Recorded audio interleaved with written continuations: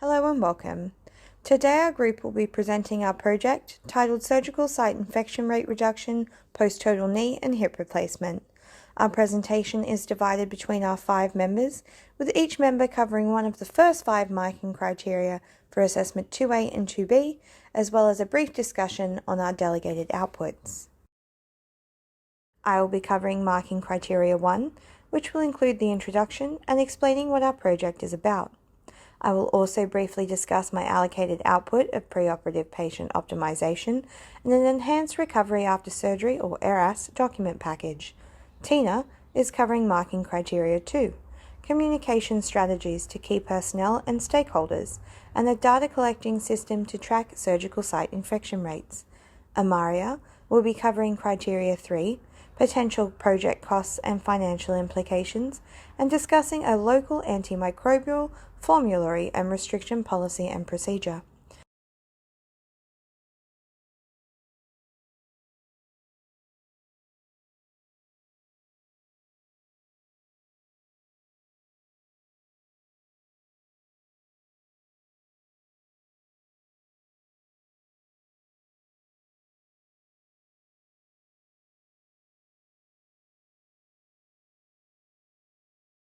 Surgical site infections are the most frequently occurring complication for all surgical patients worldwide and are responsible for increasing length of hospital stay with a $10 billion impact globally. As the title suggests, our project is aimed at reducing the rate of surgical site infection after both total knee and hip replacement. The rationale for our project is that an aging population, combined with factors such as osteoarthritis, sports-related injury, and obesity, will result in higher volumes of total knee and hip replacements being performed by the year 2030. Data shows that the most commonly occurring and preventable complication linked to increasing costs for total joint arthroplasty are surgical site infections, costing an estimated $97 million. If healthcare facilities can reduce the rate of surgical site infections from 5% to 2%, it will result in a saving of $61 million to the Australian healthcare system.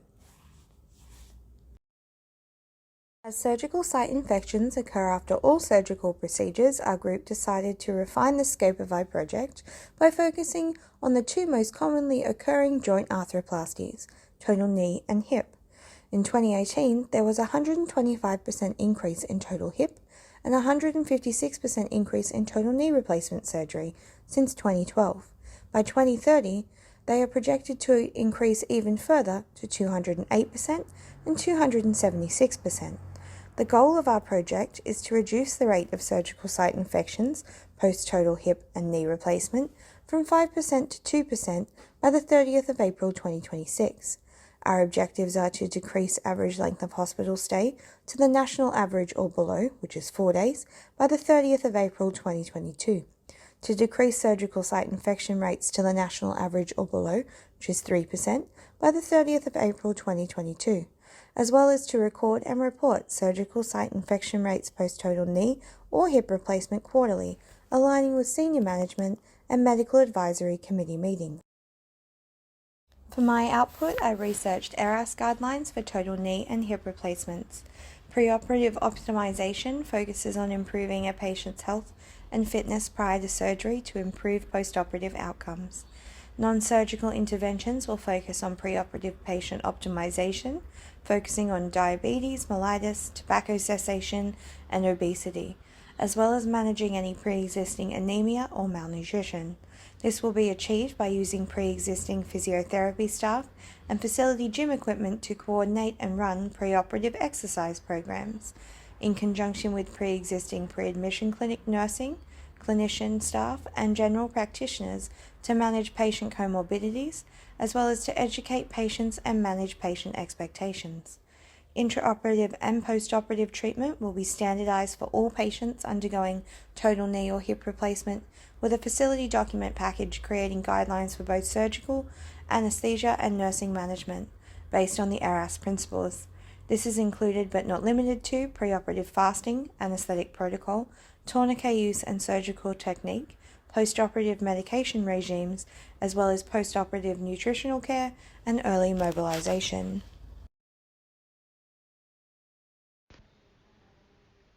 To have an effective system for prevention of surgical site infection, it requires risk factors to be reduced and to optimize evidence-based processes of care. The project personnel is to have an effective system and group of healthcare professionals to prevent surgical site infections.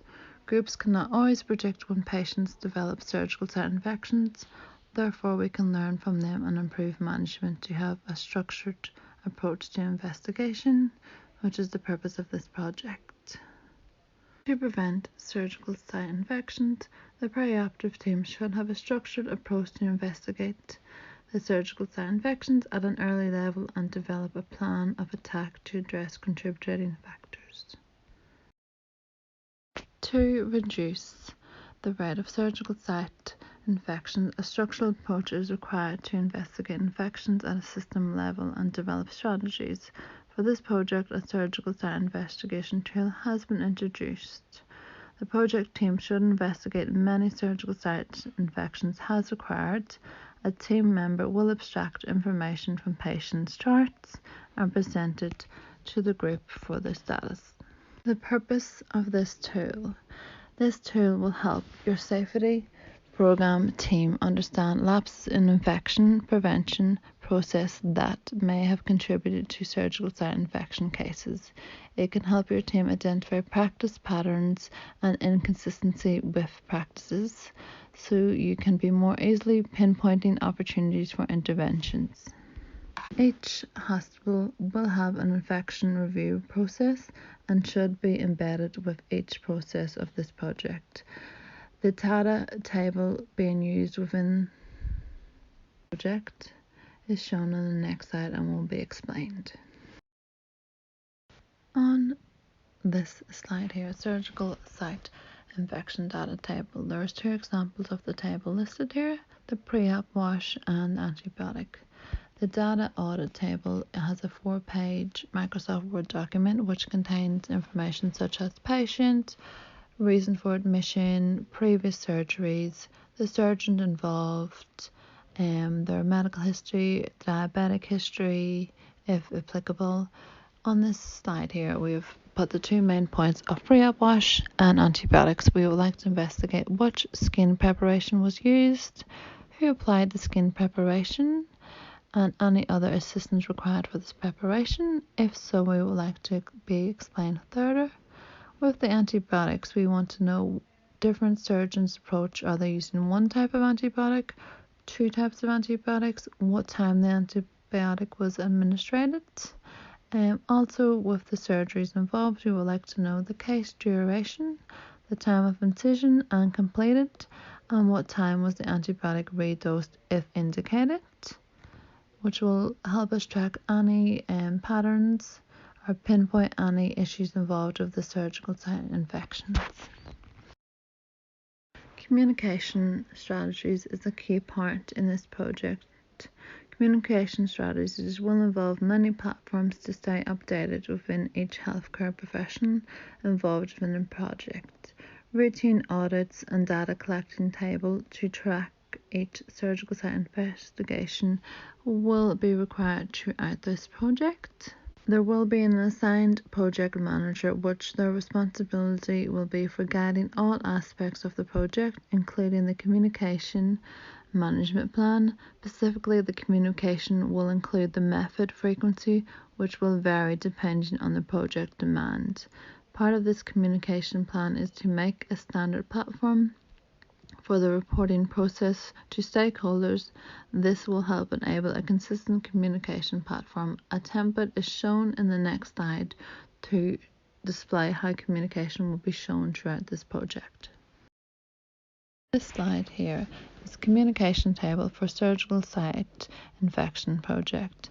The table involves each person involved with the project, such as our stakeholders, our sponsors, our project team, and all parties of interest. Which information will be required for these people being involved, as you can see in column 2. Each one is a bit different. The frequency being needed to contact each person. So weekly will be obviously for the project team, as you can see there, who will be regularly updated. How will we communicate with these people? Will be by written reports for the sponsors, phone calls or emails, regular meetings and newsletters for all the people of interest of this project. Communication strategies within the group outputs will be broken down with the requirement of frequency and platforms used. Excel, files, Zoom calls and emails and phone calls will be the main communication strategies used within this project. Excel files will be the main one to document all surgical site infection information. Communication will be shared with the required health professions such as the ones listed in the slide. Our project goal is to reduce the rate of SSI post-total knee replacement and total hip replacement from 5% to 2% by 30th of April 2026. Therefore, looking at the table, our project budget allowance was divided into 5 years. This is including the project budget contingency allowance and in-kind cost. We costed the following: labor cost, operational, capital, and evaluation cost. Since this is a big project, we included the internal evaluation cost and external evaluation consultant. Our project outputs are costed and reflected in the table. This includes as well estimates of ongoing cost of supporting the project outputs, which is often overlooked. Our project total budget allowance is $1,346,122.45. Our overall project cost allowance, including in-kind cost, is $1,481,672.45. Our project's budget and expected expenditure ensures that our outgoings will not exceed our incomings. When we planned this project, we thought about it from start to finish. We were realistic and covers all the major areas of expenditure.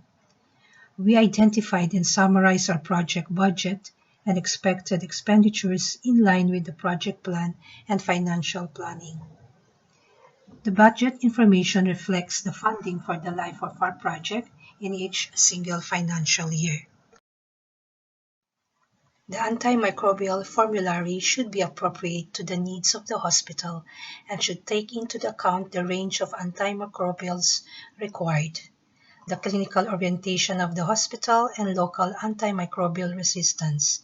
It should also be updated periodically and compliance with it audited. The restriction policy and procedure is important because it outlines the essential elements of the hospital and the key requirements for antimicrobial prescribing, use, and management in the hospital facilities. On the other hand, standardized form is required carefully and clearly, like the protocols and expectations of hospital, adhering to the specified steps in the standard operational procedures and uniform application of the evaluation tools. Hello everyone, I'm Sherry and I will be discussing the risk management and evaluation process of our project. Similar with many projects, we too have identified some risks that may negatively impact or delay our project objectives. We have adapted this project-specific process that is aimed at controlling and reducing these risks. It is crucial that we identify them early on. This way, we can lay out workable strategies to mitigate them, and furthermore minimize their impact on the completion and success of our project. Some of our identified risks are listed on the screen. Each one will be assessed against the risk matrix probability rating adapted from PRINCE2. Mitigation strategies are also shown. A project risk register will allow us to continuously review and reevaluate these risks throughout the length of our project. This will ensure that the project goal and objectives can still be met. Subsequently, opportunities and errors may arise, and these may not be in the direct control of the project team. We have identified some issues with the respective workable strategies. Identified issues include a break in communication, expectations of the sponsors and the stakeholders, patient access to the program, and patient compliance. Consequently, workable strategies include a well-defined communication plan, ongoing meetups with the key stakeholders, a clear patient inclusion and exclusion criteria, and our tracking tool. Every issue that arises during the course of the project will be logged. It will have an identifier and assigned accountable team member, and actions that have been done will be documented. And this concludes our risk management strategy. Now I will briefly discuss our evaluation process.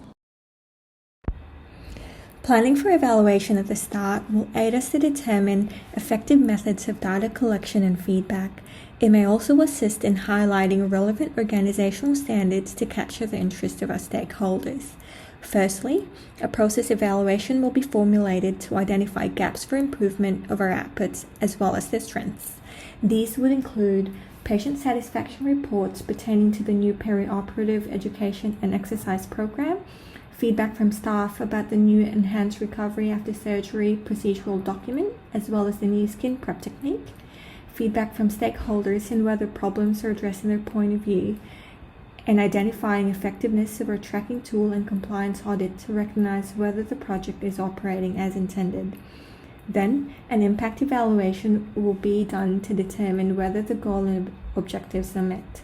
It will answer the questions by April 2022. Has there been an improvement on the length of hospital stay, and what is the current average? Also, is the facility's surgical site infection rate following a total hip and knee replacement in par or below the national average? And finally, at the conclusion of our project in April 2026, has the SSI rate following a total knee and total hip replacement been reduced to 2%? Long after the project is completed, an outcome evaluation is ideal. This will record and monitor long-term benefits of the project. These two quantitative data will be used: percentage of SSI complications in the selected population and the cost of care of each individual patient, including readmissions due to complications. And now I'll present my output: a new skin preparation technique to maximize the infection prevention following a total knee and total hip replacement. The role of skin preparation in joint surgery cannot be overlooked. An extensive literature review will be conducted, and an in-house randomized trial will be done to evaluate its benefits in comparison to the current one. In selecting the best technique, other closely related factors will be considered. These include drape adhesion, convenience of application, time, and cost. Hi, I'm Ramon, and as mentioned by Ashley earlier, I will be discussing about the various standards which our project is aligned with. The first clinical standard that I would like to discuss is a standard on clinical governance. There are many layers and points of discussion about clinical governance, but I would like to mainly discuss the connection between clinical governance and our project on decreasing surgical site infections amongst those who have had total knee and total hip replacements. According to the Australian Commission on Safety and Quality in Healthcare, clinical governance key responsibilities for preventing healthcare infections are as follows: create and enforce governance frameworks for healthcare-related infections and antimicrobial stewardship, establish and enforce antimicrobial stewardship and healthcare-associated infection policies and procedures, recognize, manage, monitor, and review risks associated with healthcare-associated infections and antimicrobial stewardship using organization-wide risk management systems, and to deliver or provide access to training and education on healthcare-associated infections and antimicrobial stewardship depending on the clinical workforce's individual needs. The second clinical standard that I would like to discuss is about partnering with consumers. This clinical standard highlights the fact that we need to work with patients with regards to the decisions they make in their own care. This entails for healthcare workers to involve patients in all aspects of their care, including those that help prevent hospital-acquired infections.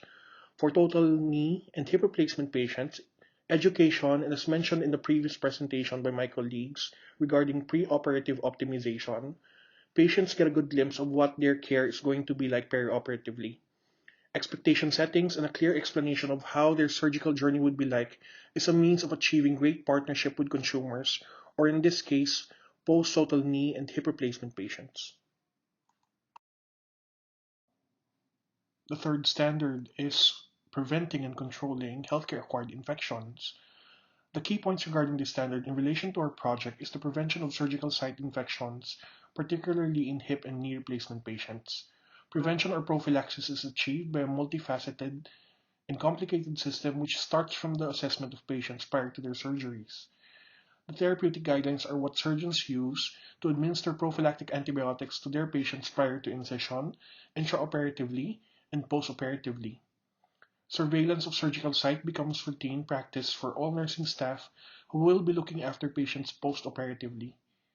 These principles are all embedded in the hospital policies regarding infection control, medication administration, detection of sepsis, and post-op monitoring of orthopedic patients.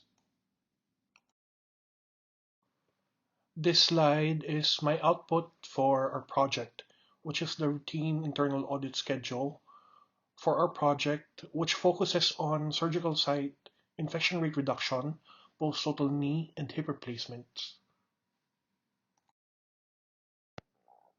This next slide is a sample of the progress audit for all our project phases and activities, including preoperative education, a facility document package, a skin prep procedure, a local antimicrobial formulary, and data collection tables to track SSI rates. This slide is just a continuation of the previous slide. It contains key project issues, key project risks, communication, and basically what we've accomplished for the last period, the tasks that we need to finish for the next period, the total number of knee and hip replacements for the month, the reported infections for the month, and the rate of infection. This is our auditing schedule, and it's mainly a retrospective surveillance. These cases are entered into a database, Excel file, and is audited with progress notes, incident reports, and pertinent documentation monthly by the allocated auditor. The audits are done monthly and are communicated via email to all stakeholders of the project. Interventions are discussed in the department heads, orthopedic surgeons, and infection control associates meetings.